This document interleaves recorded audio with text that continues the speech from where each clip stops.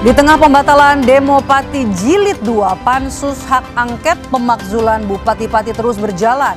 Terungkap fakta kenaikan PBB tanpa kajian dan digelar di rumah pribadi Bupati.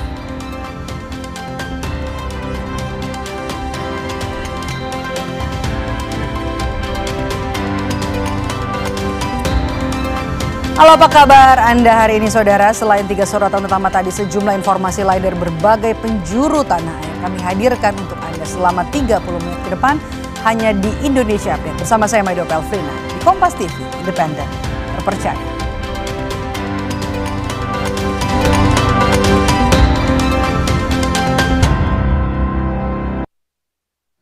Kita mulai Indonesia Update hari ini, informasi dari Komisi Pemberantasan Korupsi yang melakukan operasi tangkap tangan terhadap Wakil Menteri Ketenagakerjaan Immanuel Ebenezer Noel ditangkap terkait dugaan pemerasan.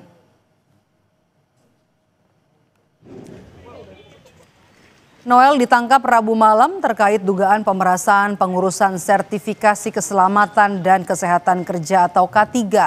Total 10 orang terjaring dalam OTT kali ini dan mereka masih diperiksa secara intensif di Gedung Merah Putih KPK Jakarta.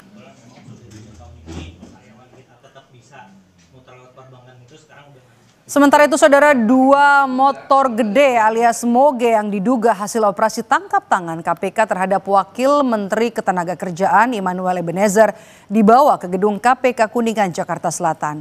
Nampak 2 motor langsung dibawa petugas menuju ke gedung belakang KPK.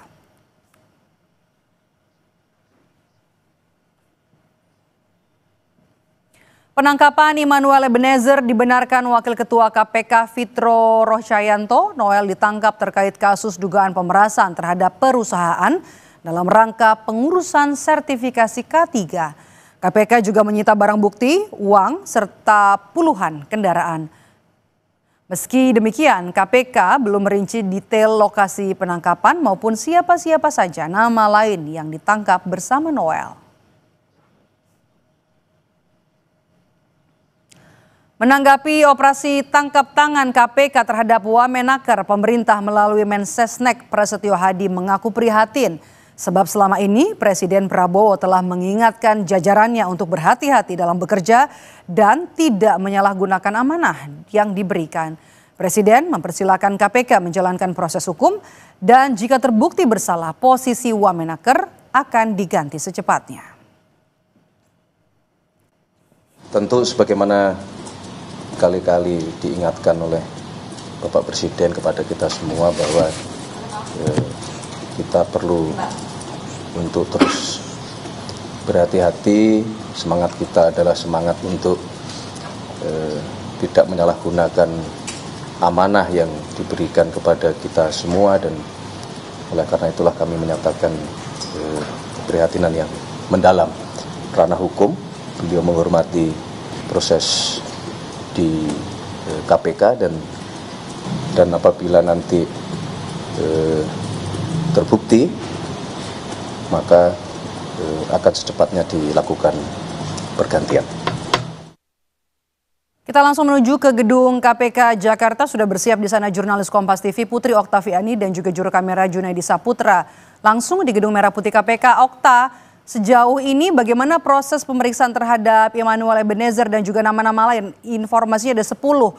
Bagaimana di rentang waktu jelang 1 kali 24 jam terhadap proses hukum atau juga status hukum terhadap orang yang sudah ditangkap ini? Selamat sore Medo dan juga saudara. Benar sekali bahwa memang masih ada pemeriksaan di dalam ini kepada Wakil Menteri Ketenagakerjaan Immanuel Ebenezer yang terjaring dalam OTT KPK pada Rabu malam. Informasinya Medo dan juga saudara, Noel ini diduga terlibat dalam dugaan pemerasan ke perusahaan-perusahaan yang mengurus sertifikasi K3 atau keselamatan dan kesehatan kerja. Selain Noel juga ini jumlahnya juga harus masih dikonfirmasi kembali, ada sekitar 10 begitu yang memang juga ikut terjaring, dan juga ada sejumlah barang bukti yang ikut diamankan oleh KPK. Ini dikonfirmasi oleh Wakil Ketua KPK Fitro Rohcayanto. Jadi ada uang, puluhan mobil dan motor merek Ducati begitu. Dan tapi apakah ini juga milik Noel atau milik siapa-siapa saja, ini berapa jumlah uangnya dan sebagainya, ini yang perlu dikonfirmasi kembali. Karena misalnya seperti motor saja, ini kan disebutkan ada motor gede begitu, tetapi kalau dalam LHKPN yang terakhir dilaporkan oleh Immanuel Ebenezer yang dimiliki adalah hanya satu motor, yaitu Yamaha NMAX tahun 2015. Jadi memang untuk lebih jelasnya kita masih menunggu bagaimana konfirmasi dari KPK. Kemudian juga Medop dan saudara, satu ruangan di Kementerian Ketenagakerjaan juga infonya juga sudah disegel. Status hukum dari Noel dan juga beberapa orang yang terjaring dalam OTT KPK ini juga masih perlu kita tunggu bersama, karena KPK sebetulnya masih memiliki waktu 1x24 jam sejak OTT untuk bisa menetapkan statusnya, dan saat ini statusnya masih terperiksa. Atas OTT yang menjerat Immanuel Ebenezer ini juga sebelumnya Istana buka suara dan menyerahkan kepada KPK untuk proses hukumnya. Juga menyampaikan bahwa Presiden Prabowo Subianto ini menyampaikan rasa prihatin karena memang ada anggota dari Kabinet Merah Putih yang terjerat atau terjaring OTT KPK, dan juga sebelumnya Presiden juga sudah mewanti-wanti untuk bisa menjaga amanah ini. Tentu bagaimana proses hukum maupun juga bagaimana perkara yang menjerat atau diduga ini ada keterlibatan dari Wamenakar Immanuel Ebenezer, ini kita tunggu bersama dalam konferensi pers. Apakah konferensi pers akan dilakukan pada sore hari ini atau nanti malam dalam hitungan 1x24 jam sejak OTT. Medok? Terima kasih. 2 moge dan juga 1 ruangan di Kemenaker disegel KPK terkait dengan dugaan korupsi yang terjadi di Kemenaker. Terima kasih sudah bergabung bersama kami Putri Oktaviani dan juga juru kamera Junedi Saputra langsung dari gedung KPK Jakarta. Sementara itu, saudara, anggota Komisi 3 DPR RI Nasir Jamil mengungkapkan keprihatinannya atas OTT KPK terhadap Immanuel Ebenezer. Ia menyebut hal ini tak ubahnya seperti gol bunuh diri ke gawang pemerintah. Di sisi lain, Nasir menyebut ini menjadi bukti tidak ada intervensi Presiden dalam penindakan KPK. Jadi apa yang dialami oleh Wamenakar itu seperti memasukkan bola ke gawang sendiri atau gol bunuh diri. Ya.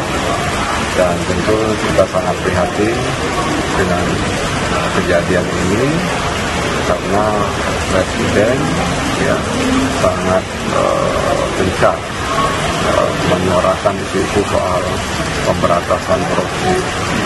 Tapi di sisi lain juga kita mendapatkan pesan bahwa Presiden itu tidak mencampuri urusan-urusan seperti ini.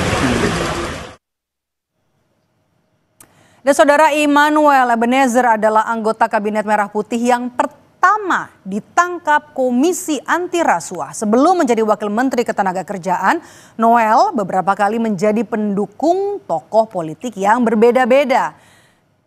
Kami punya datanya, saudara. Immanuel Ebenezer atau yang akrab disapa Noel lahir di Riau 22 Juli 1975. Ia meraih gelar sarjana sosial di Universitas Satya Negara Indonesia di tahun 2004. Dan kemudian kalau bicara soal karir politiknya, Noel dikenal kerap pindah-pindah dukungan. Di tahun 2019 tercatat Noel pernah menjadi pendukung pasangan Capres-Cawapres Jokowi Ma'ruf Amin sekaligus menjadi Ketua Umum Relawan Jokowi Mania atau Joman. Nah, kemudian setelah 2 tahun getol mendukung Jokowi, Noel ditunjuk menjadi komisaris PT Mega Eltra, anak usaha PT Pupuk Indonesia Persero hingga tahun 2022. Dan setahun kemudian di tahun 2023 Noel menginisiasi kelompok relawan Ganjar Pranowo Mania dan juga menjadi ketuanya. Tapi ternyata tidak lama GP Mania kemudian dibubarkan dan Noel beralih mendukung Prabowo Subianto di Pilpres 2024 dan bergabung ke Partai Gerindra. Noel gagal lolos ke Senayan pada Pileg 2024 dan hingga akhirnya ditunjuk oleh Presiden Prabowo Subianto sebagai Wakil Menteri Ketenagakerjaan 2024-2029. Dan selanjutnya kalau kita bisa kutip dari situs LHKPN di tahun 2024, tepatnya pada bulan Desember, Noel melaporkan harta kekayaannya senilai 17,62 miliar rupiah dengan rincian berupa tanah, kemudian juga ada bangunan senilai 12,15 miliar rupiah, ada alat transportasi 3,4 miliar rupiah, kemudian juga ada kas dan setara kas senilai 2,03 miliar rupiah, serta tanah bergerak atau harta bergerak lainnya senilai 109,5 juta rupiah.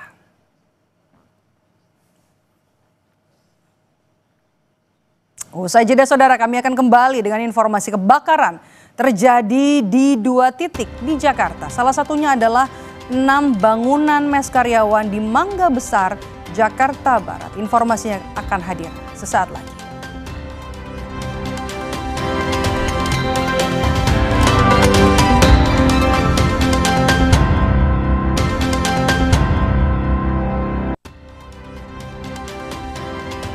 Masih bersama saya Maidop Elfrina, saudara. Diduga korsleting, 6 bangunan mes karyawan ludes terbakar di Jalan Mangga Besar 5 Taman Sari, Jakarta Barat.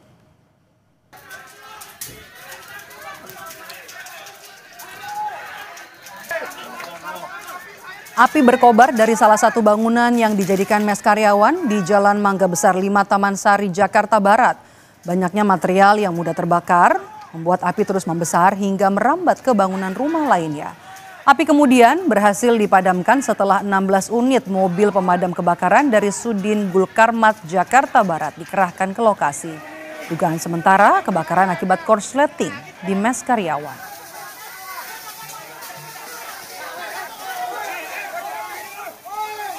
Itu kita belum tahu.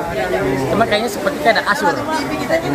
Cuman ada penghuninya ada 1-2 orang gitu. Cuman dia lari juga kan. Akhirnya kita eksekusi, kita bawa apar. Cuman udah terburu nggak bisa kelihatan, ya udah kita akhirnya menghubungi pemadam ya seperti sekarang ini gitu.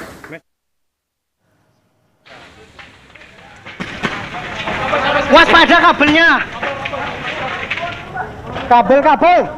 Diduga korsleting 4 kios dan 1 rumah warga ludes terbakar di Gandaria Utara, Kebayoran Baru, Jakarta Selatan. Dari rekaman video warga, ada kobaran api yang membakar bangunan, kios dan rumah di Jalan Hidup Baru, Kebayoran Baru. Api yang terus membesar membuat warga dan pedagang panik dan mencoba memadamkan api dengan alat seadanya. Api baru bisa dipadamkan setelah 5 unit mobil dan 80 personel damkar Jakarta Selatan dikerahkan ke lokasi. Dugaan sementara penyebab kebakaran karena korsleting dari salah satu kios. Oh, ya. Kios frame. Nah, itu api dari lantai berapa tadi? Lantai atas, lantai 2. Diduga itu dia korsleting atau apa? Saya kurang tahu, kalau itu kurang tahu. Totonya ada api atau? Ada api aja. Gede aja. Bangunannya ada berapa yang bakar tadi? Sekarang? Kalau di depan itu ada 4 ya? 4 kios. Masih dari peristiwa kebakaran, saudara, diduga korsleting di bagian mesin sebuah mobil terbakar di kilometer 18 tol Pelabuhan di kawasan Ancol, Jakarta Utara. Aku suka banget dia, ya. Namanya adalah. Kebakaran ini membakar mobil di kilometer 18 tol Pelabuhan dari Ancol menuju arah bandara, tepatnya di kawasan Ancol, Jakarta Utara. Petugas yang tiba di lokasi berupaya memadamkan api. Dugaan sementara api muncul dari mesin bagian depan karena korsleting saat mobil melaju dari arah Ancol menuju Bandara Soekarno-Hatta. Tidak ada korban luka maupun korban jiwa dalam insiden ini. Kasus kebakaran ini kini ditangani unit Laka Lantas Polres Jakarta Utara. Diusahain sama petugas juga, dipadamin pakai air, di ember seadanya. Ini kalau untuk dugaan sementara gimana Bang? Kalau tadi pengakuan drivernya itu api muncul dari depan kiri, bagian mobil depan kiri. Tetaplah bersama kami saudara di Indonesia Update. Usai jeda kami akan ajak Anda ke Pati. Di tengah pembatalan rencana demo Pati Jilid 2, Pansus Hak Angket Pemakzulan Bupati Pati terus berjalan. Dan terungkap fakta kenaikan PBB tanpa kajian dan justru digelar di rumah pribadi Bupati.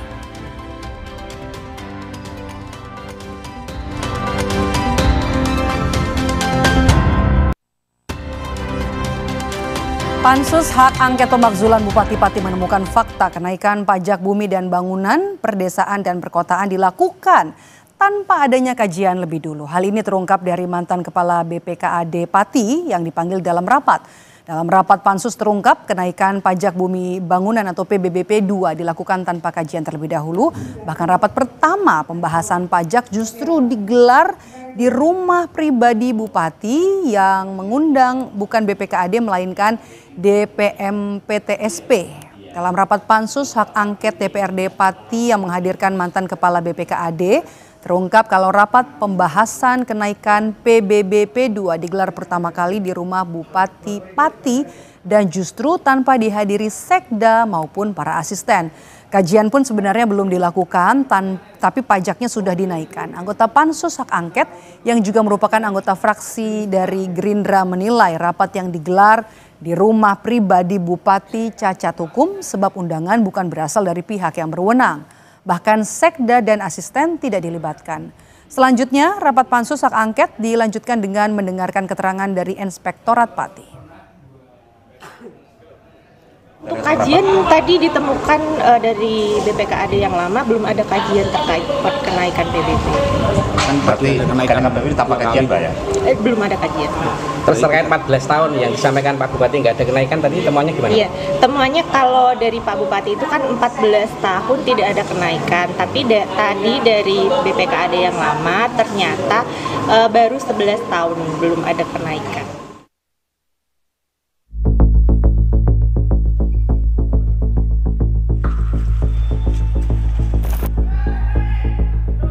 Di tengah rapat pansus hak angket untuk memakzulkan orang nomor 1 di Pati terus bergulir, Bupati Pati justru memilih absen dalam rapat paripurna DPRD yang membahas rancangan pembangunan jangka menengah daerah Pati. PLT Sekda Pati berdalih, Sudewo tengah ada agenda Asosiasi Pemerintah Kabupaten seluruh Indonesia. Pak, kehadiran Pak Bupati kenapa ini, Pak? Pak Bupati nggak hadir kenapa?